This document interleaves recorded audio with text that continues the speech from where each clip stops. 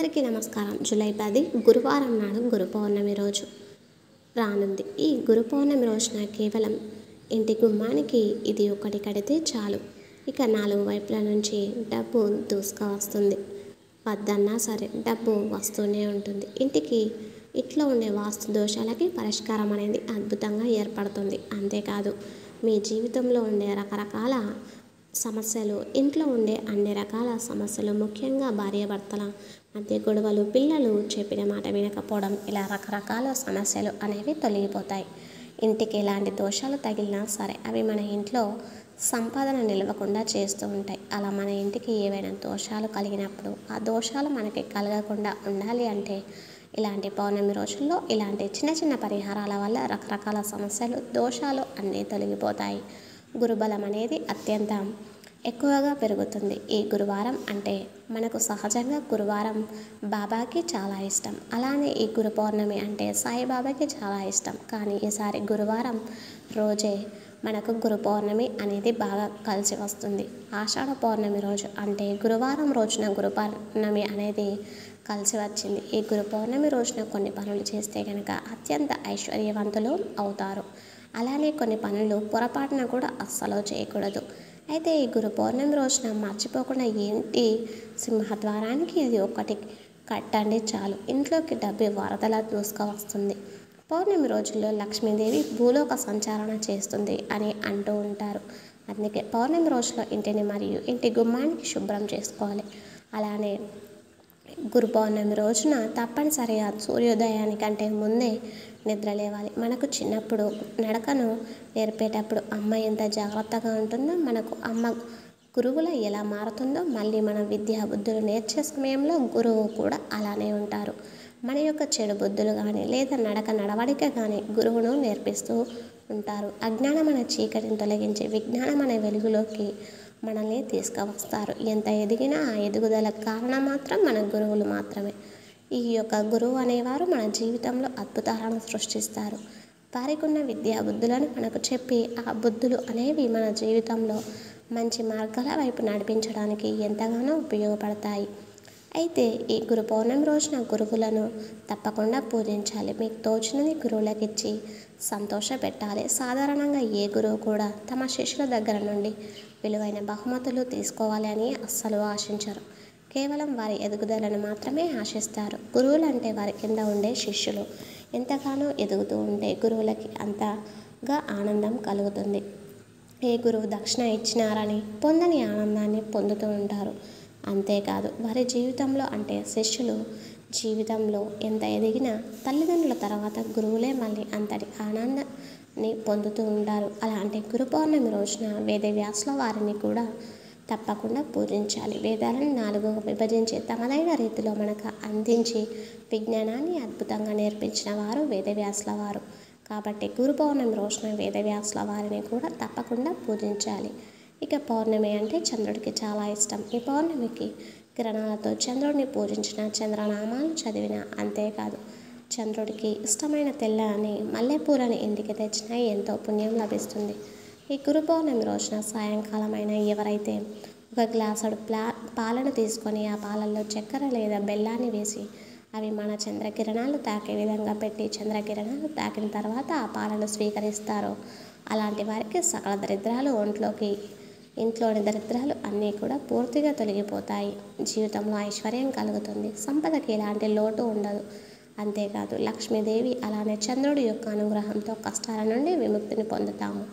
అయితే ఈ గురు పౌర్ణమి రోజున పేదవారికి బియ్యాన్ని దానం చేయాలి. బియ్యం దానం చేయడం వలన అన్ని రకాల దోషాలు తొలగిపోతాయి. మీ జాతకంలోనే జీవితంలో కానీ ఏవైనా దోషాలు ఉంటే ఆ దోషాల నుండి విముక్తిని పొందాలి అనుకుంటే మర్చిపోకుండా గురు పౌర్ణమి రోజున బియ్యాన్ని దానం చేయాలి. సహజంగానే మన సాంప్రదాయాల్లో బియ్యానికి ఎంతో గొప్ప ప్రాముఖ్యత ఉంటుంది. ఎవరైనా సరే బియ్యాన్ని దానం చేసినా లేదా బియ్యాన్ని ఎవరికైనా పేదవారికి ఇచ్చినా, బియ్యంతో వండిన అన్నాన్ని ఎవరికైనా దానం చేసినా చాలా మంచి పుణ్యం అనేది కలుగుతుంది. ఇలాంటి బియ్యాన్ని కనుక గురు పౌర్ణమి రోజున ఎవరికైనా దానం చేస్తే దరిద్రాలు అనేవి కూడా తొలగిపోయి ఐశ్వర్యం అనేది లభిస్తుంది. ఈ గురు పౌర్ణమి రోజున ఎట్టి పరిస్థితుల్లోని జుట్టును కట్ చేసుకోకూడదు, అలాగే గోర్లని కట్ చేసుకోకూడదు. అలాగే గురు పౌర్ణమి రోజు నల్ల నువ్వులను అలానే నూనెను ఇంటికి అస్సలు తెచ్చుకోకూడదు. గురు పౌర్ణమి రోజున నదిలో పితృదేవతలకు ఇష్టమైన వంటలను వదిలిపెట్టాలి. అలా చేసి వారిని తలుచుకుంటే పెద్దల ఆశీస్సులు కూడా తీసుకున్న వాళ్ళం అవుతాం. పెద్దల యొక్క అనుగ్రహం కూడా లభిస్తుంది. అలానే గురువుల పాదాలను తాకి నమస్కరించుకోవడం మాత్రం అస్సలు మర్చిపోవద్దు.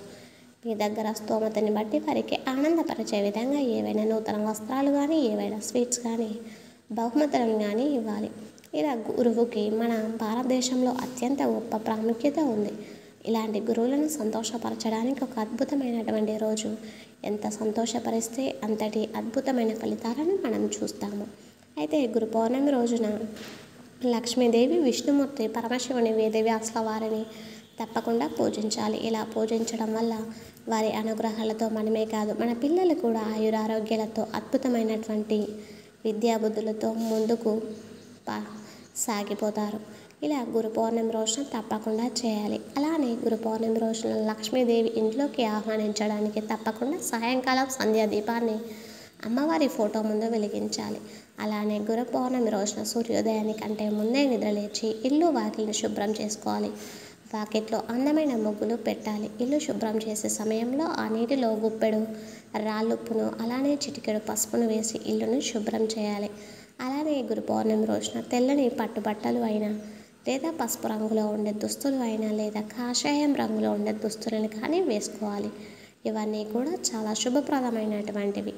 ఇక ముఖ్యంగా చెప్పాలంటే గురు పౌర్ణమి రోజున కాషాయం రంగులో ఉండే అంటే ఆరెంజ్ రంగులో ఉండేటువంటి దుస్తులను ధరించి పూజ చేస్తే కనుక సకల ఐశ్వర్యాలు లభిస్తాయి. ఈ గురు పౌర్ణమి రోజున ఇంట్లోకి పచ్చ కర్పూరాన్ని, మల్లెపూలను మర్చిపోకుండా తెచ్చుకోవాలి. ఎందుకంటే ప్రతి పౌర్ణమి కూడా ఇంట్లోకి సాయంకాలం మల్లెపూలను తేవడం వల్ల చంద్రదోషాలు తొలగిపోతాయి, చంద్రుడి యొక్క అనుగ్రహం లభిస్తుంది. అలానే సాయంకాలం చంద్రుడిని తప్పకుండా అత్యంత ఆర్గ్యంతో నమస్కరించుకోవాలి. అలానే ఈ యొక్క చంద్రుడి యొక్క అనుగ్రహంతో మన జాతకంలో అన్ని రకాల దోషాలను తొలగించుకునే జీవితంలో డబ్బు అనేది సంపాదిస్తూనే ఉంటాం. ధనధాన్యాలకి లోటు అనేది అస్సలు ఉండనే ఉండదు. కాబట్టి మీరు మీ జీవితంలో అత్యంత ఉన్నత స్థాయికి ఎదగాలంటే గురు పౌర్ణమి రోజున గుమ్మానికి ఇది కట్టండి. గుమ్మం అనేది అత్యంత విశేషకరమైనటువంటిది. అంతేకాదు, వాస్తు శాస్త్రంలో గుమ్మానికి చాలా విశేషమైనటువంటి ప్రాధాన్యత ఉంటుంది. మన ఇంట్లో ఎన్ని గదులు ఉన్నా లేకపోయినా, మన ఇంటికి అన్ని గదులకి గుమ్మాలు ఉన్నా లేకపోయినా, ఇంటి యొక్క ప్రధాన ద్వారానికి మాత్రం తప్పకుండా గుమ్మం అనేది ఉంటుంది. ఎందుకంటే ప్రధాన ద్వారానికి తప్పనిసరిగా గుమ్మం ఉండాలి. ఆ గుమ్మానికి అంటే గడపకి పూజించాలి. అలా గడపని పూజించిన ఇంట్లోనే లక్ష్మీదేవి స్థిర నివాసం చేస్తుంది అని పండితులు చెబుతూ ఉన్నారు. అలాంటి యొక్క పవిత్రమైనటువంటి గుమ్మం దగ్గర అంటే గుమ్మానికి ఇది కడితే కనుక సకల దరిద్రాలు అన్నీ కూడా తొలగిపోతాయి. వెంటనే అదృష్టం అనేది లభిస్తుంది. ఇకపోతే మరి గురు పౌర్ణమి రోజున గుమ్మానికి ఏది కట్టుకోవాలో తెలుసుకుందాం. ముందుగా వీడియోకి లైక్ చేయడం మాత్రం అస్సలు మర్చిపోకండి. ప్రతి అమావాస్యకి కానీ, పౌర్ణమికి కానీ గుమ్మానికి ఏదో ఒకటి కడుతూనే ఉంటాం. అలా కట్టడం వల్ల ఇంటికి తగిలిన దృష్టి దోషాలు, నరదృష్టి వంటివి తొలగిపోయి లక్ష్మీదేవి, విష్ణుమూర్తి అనుగ్రహం అనేది లభిస్తుంది అని నమ్ముతూ ఉంటాము. అదేవిధంగా ఈ యొక్క గురు పౌర్ణమి రోజున కూడా మీ ఇంటి గుమ్మానికి ఇది కట్టడం వల్ల ఎల్లవేళలా మీ ఇంటికి శ్రీరామ రక్షలా ఉంటుంది. అది ఏమిటో ఇప్పుడు స్పష్టంగా తెలుసుకుందాం. అయితే ముందుగా మన ఇంటి సింహద్వారానికి కట్టడం కోసం ఒక ఆరెంజ్ రంగులో ఉన్న కొత్త అంటే నూతన వస్త్రాన్ని తీసుకోండి. అందులో గుప్పెడు రాళ్ళుప్పును వేయండి. రాళ్ళుప్పు లక్ష్మీదేవికి చాలా ఇష్టమైనటువంటిది. అలానే పౌర్ణమిది అనేది అన్ని గ్రహాలకు సంబంధించినది. దోషాలు, అన్ని గ్రహ దోషాలు తొలగిపోవాలంటే అందులో నవధాన్యాలను వేయండి. నవధాన్యాలంటే ఒక్కొక్క గ్రహానికి ఒక్కొక్క ధాన్యపు గింజలు అంటే చాలా ఇష్టం. అందువల్ల అన్ని గ్రహాలు కూడా అనుకూలిస్తాయి. మన జాతకంలో ఉన్న దోషాలు తొలగిపోతాయి. కాబట్టి నవధాన్యాలు తప్పకుండా వేయండి. అలానే చిటికెడు పసుపు, కుంకుమ లక్ష్మీదేవిని, దైవశక్తిని ఇంట్లోకి ఆకర్షిస్తుంది. పచ్చకర్పూరము, పసుపు, కుంకుమ ఇది తప్పకుండా వేయాలి. వాటిని వేసి ఆ యొక్క కషాయం రంగు వస్త్రాన్ని చుట్టూ కూడా ఒక ముడిలా వేసేయండి. అంటే ఒక మూటలా కట్టండి. పూర్తిగా అలా కట్టిన మూటను విష్ణుమూర్తి ఫోటో ముందు కానీ, సాయిబాబా ఫోటో ముందు కానీ పెట్టి మీ మనసులో ఉండే కోరికను చెప్పుకొని ఆ కోరిక నెరవేరాలని మనస్ఫూర్తిగా వేడుకొని తర్వాత ఆ మూటని మీ ఇంటి సింహద్వారానికి కట్టండి. ఇలా కట్టడం వల్ల మీ జాతకంలో ఉండే అన్ని రకాల దోషాలు తొలగిపోయి అదృష్టం అనేది కలుగుతుంది. దరిద్ర బాధల నుండి విముక్తి తప్పనిసరిగా పొందుతారు. ఇలా తప్పకుండా మర్చిపోకుండా గురు పౌర్ణమి రోజున ఇంటి గుమ్మానికి ఇది కట్టండి. అలానే మీ సమీపంలో ఉండే మీ యొక్క దగ్గర ఉండే ఖాళీ లేదా మీ సమీపంలో ఉండే ఒక సాయిబాబా ఆలయానికి వెళ్ళి సాయిబాబా ఆలయంలో ఏవైనా మిఠాయిలు అంటే తీపి పదార్థాలను ఎవరికైనా పంచిపెట్టండి. అలానే బాబాని నమస్కరించుకోండి. అలానే బాబాకి ఒక కషాయ రంగులో ఉండే వస్త్రాన్ని సమర్పించండి. ఇలా చేయడం వల్ల అన్ని రకాల దోషాలు, గ్రహ దోషాలు, పాపాలు, దరిద్రాలు అన్నీ ఖచ్చితంగా తొలగిపోయి మీకు మీ జీవితంలో సంపద పెరుగుతుంది. డబ్బుకి ఎలాంటి లోటు లేకుండా మీరు ఉండగలుగుతారు. గురు దోషాలు కూడా అన్నీ తొలగిపోతాయి. ఈ గురు పౌర్ణమి అనేది ముఖ్యంగా దాన ధర్మాలకు ఎక్కువ పుణ్య ఫలితాన్ని ఇస్తుంది. అలానే ఈ గురు పౌర్ణమి రోజున స్నానం చేసే నీటిలో మర్చిపోకుండా గుప్పెడు రాళ్ళుప్పును వేసుకొని అలానే ఒక చిన్నగా ఉండే పచ్చకర్పూరాన్ని వేసుకొని స్నానం చేసే నీటిలో వేసుకొని చేస్తే కనుక మీకుండే రాజష్టి దోషాలు తొలగిపోతాయి.